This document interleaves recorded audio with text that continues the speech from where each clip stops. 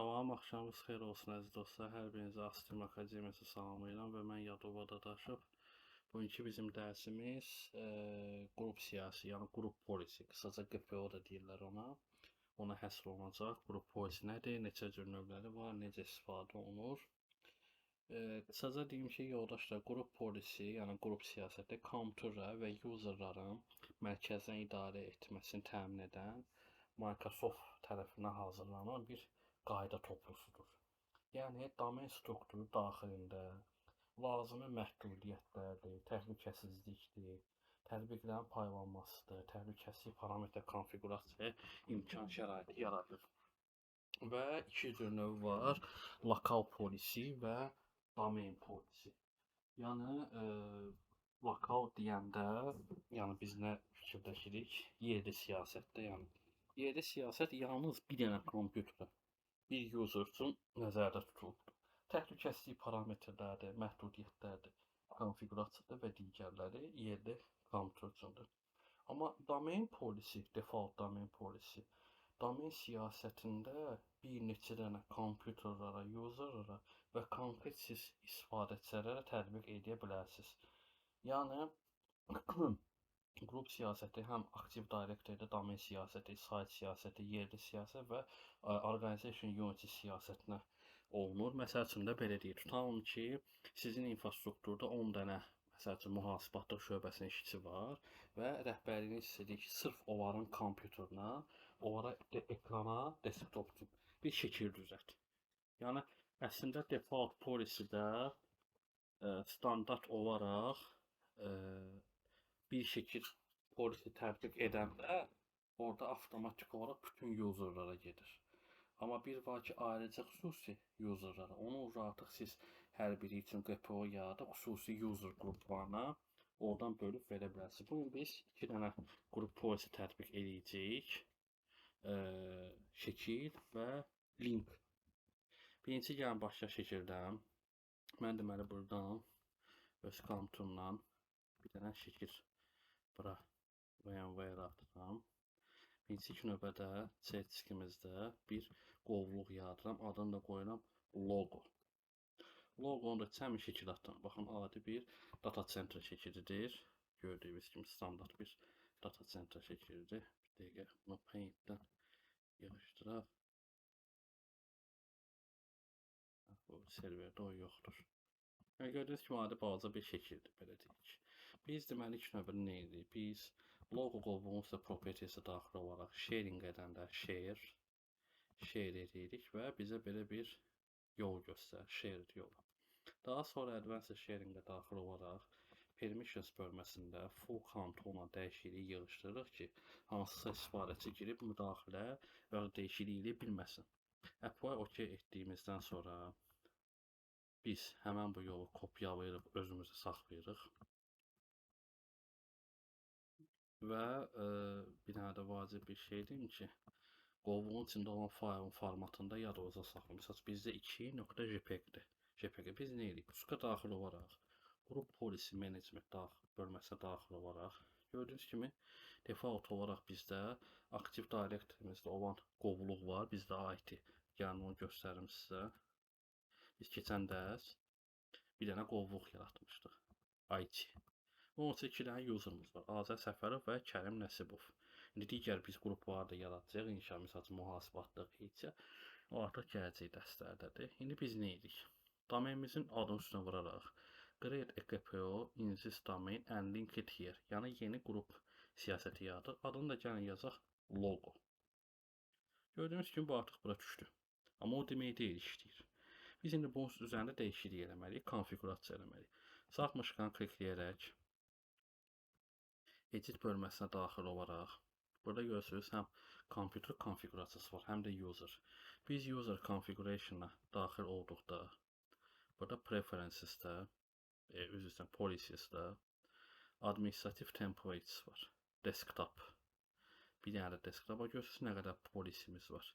Biz yana hərəsini biz dəyişiklik edə bilərik. O baxır sizin rəhbərinizin tapşırığına. Yəni Windows-un daxilində də siz görürsünüz, security scriptlər yarada bilərsiniz. Logon, logof var, control panel var, network var, start menu içində var. Məsəl üçün mən sadə dəyişə bilməyim və yaxud da burada yeni bir proqrama əlavə olmasa log the task bar var. Yəni çoxdur həddindən artıq. Yəni Windows-un üzərində siz hər hansı bir elementə qrup policy tətbiq edə bilərsiniz. Yəni daxilində hansı varsa. Biz nə edirik? Biz desktop bölməsinə daxil olaraq görürsüz burada belə bir bizim polisimiz var. Desktop wallpaper. Onu seçir və klikləyərək bunu enable edirik. Həmin o yolumuzu biz bura əlavə edirik və bir dənə də slash qoyub faylın adını yazırıq. 2.jpg belə yazırıq və bunu apply OK edirik. Daha sonra buranı bağlayandan sonra artıq loqomuz görürsünüz burada var. İndi biz nə edirik? Biz məsəl üçün bu loqonu sırf IT əməkdaşları üçün tətbiq edirik. Biz həmən IT Organization Unitimiz, konteynerimizi üstə sağmışqana vuraraq Link and Existing GPO, yəni bu qrup daxilində tərkibində əlavə edilsin. Buradan biz seçirik polisimizi. Apply OK edərək artıq gördüyünüz kimi IT-yə həmən bu qrup siyasəti tətbiq edildi. İndi biz nə edirik? Biz deməli bunu bağlayırıq. Bunu da bağlayırıq. CMD-yə daxil olaraq logof komandasını yığaraq biz sign out oluruq və yenidən daxil olduğumuz zaman yenidən şifrəmizi yığırıq.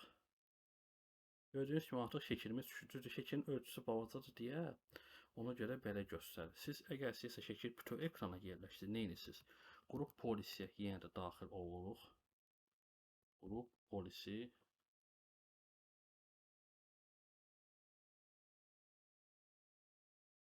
deyirəm. Qrup polisi menecmenti daxil olaraq həmən o loqonun üstünə salmışqan klikləyərək editdə. Burada deməli polisisdə, administrativdə, desktop və bayaqki. Görürsünüz burada ölçülər var. Mərkəzdə olsun, dartınsın. Mən bunu edirəm view, yəni bütün ekrana. Apply OK. Görək bütün ekranda bizə necə yayınlanacaq. CMD logof.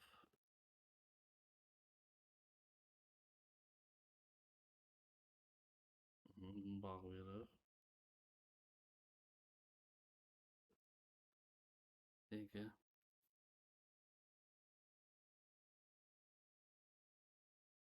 Daxil oluruq. Bəli, gördüyünüz kimi düzdür. Şəkil biraz keyfiyyətsizdir bizdə. Ona görə biraz belə kobud göstərir. İndi bir yenidən nümunə üçündür. Daha sonra biz nə edirik? Biz həmən o şəkili userımız üçün tətbiq eləməliyik. Məsəl üçün mən IT istifadəçisiyəm. 1, 2, 3, 4, 5.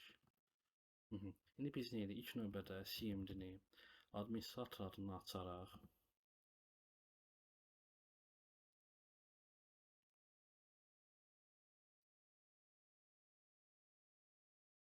belə bir komanda yazırıq. gp update /force.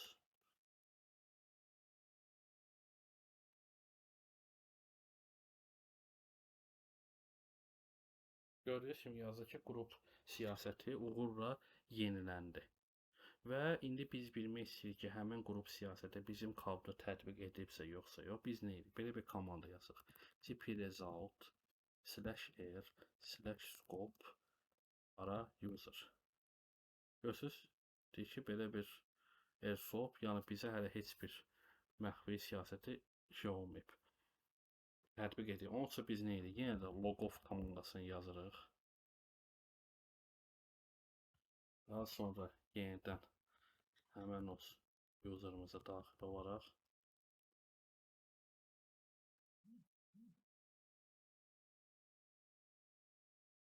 gördüyünüz kimi artıq şəkil düşdü.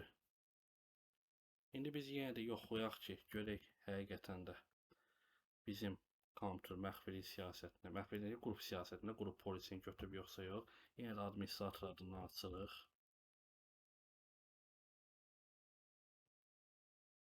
gp result /r/scope user. Aha, deyir ki, tapmır. Bir dənə gp update yazın belə. Sadə tək GP update, force yox.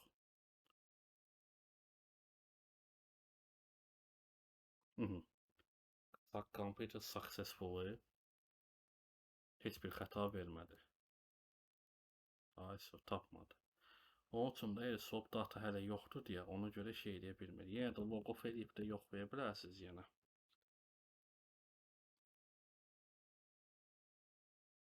O çünki onun rekorda biraz gec gəlib düşür. Ona görə əsas siz baxın ki, sizin düzəltdiyiniz, tətbiq elədiyiniz qrup siyasəti əsas düşsün. Və keçirik ikinciyə. Məsəl üçün, gəlin belə bir şey edək. Tutalım ki, bizim bir saytımız var. Onu biz istəyirik ki, bütün istifadəçilər ekranda görsün. Yəni, məsəl üçün, nə bilim, 3.astream.az məsəl sayt. Biz nə edirik? Yenə də qrup polisimizə daxil olaraq, deməli, new yenə də yaradırıq. Adını da yazırıq link, məsəl üçün. Linkimiz düşdü bura. Biz nə edirik? Edit'i vururuq. Edit'i vuraraq, burada user configuration'da preferences'da, Windows settings'da shortcuts var. Shortcuts'ın üstünə vuraraq, sağmışqan kliklə new shortcut yaradırıq. Burada bizdən soruşur. Görürsünüz, yaratmaq, dəyişmək, yeniləmək və silmək. Biz bunu qoyuruq update-ə ki, sabah nəsə sysadminlər tərəfindən yenilik olanda bütün hansı ki kompüterlər qrup siyasətini tətbiq edibsə yenilənsin. Target, misal üçün, biz buradan seçirik URL və name, yəni adını yazırıq. Məsəl üçün, mən yazıram astream.az məsəl üçün. Və location soruşur ki, biz gəlin bunu eləyirik ki, ekranda görsənsin. Görürsünüz, desktop'ı seçirik. Target URL www.astream.academy məsəl üçün .az. Apply OK edərək buranı bağlayırıq.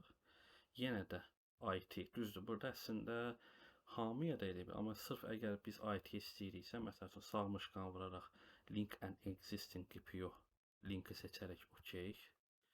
Yəni, əslində, bunu seçməkdə məqsəd nədir? Məsəl üçün, sizin infrastruktur, IT departamentiniz deyir ki, bu yaratdığım məxfili qrup siyasətdə sırf bu qovluğa tətbiq olunsun deyə mən seçirəm.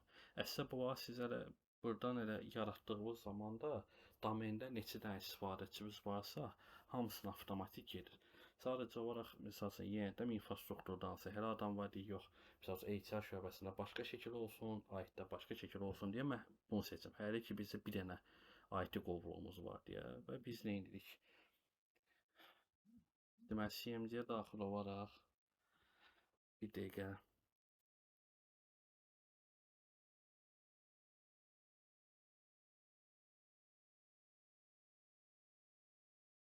logofu seçirik. Dəzdən logofa daxil oluruq.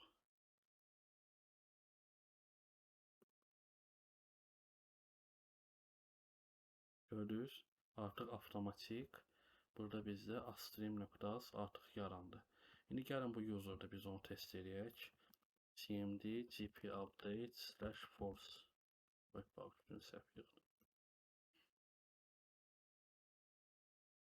gördünüz, artıq burada gəlib düşdü avtomatik. Yəni, qrup siyasətində nə dəyişiklik olunursa, bu komandanı yığanda artıq həmən kompüter, həmən user onu gətirib özündə yoxlaya bilir. Yəni ki, dartıb gətirir belə, doğru dedi deyək.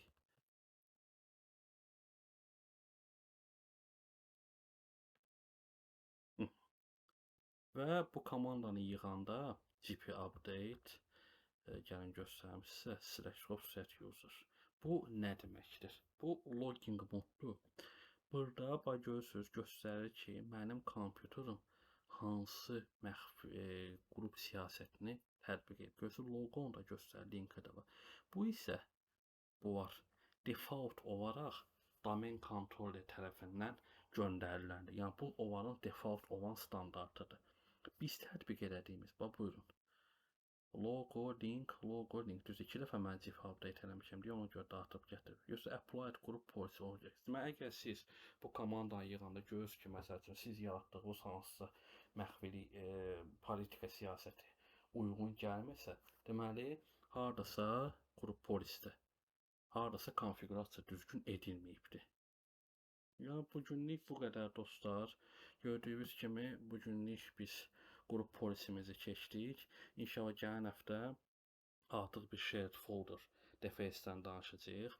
Ümumi şeritlərin folderların yaradılması, yetkilərin verilməsi və aktiv direktorda bir neçə dənə biz qrup yaradıb yetkilər verəcəyik. Hansı istifaçı hansı qovluğa daxil ola bilər, hansının yetkisi var, hansının yetkisi yoxdur. Bugünlük bu qədər dostlar.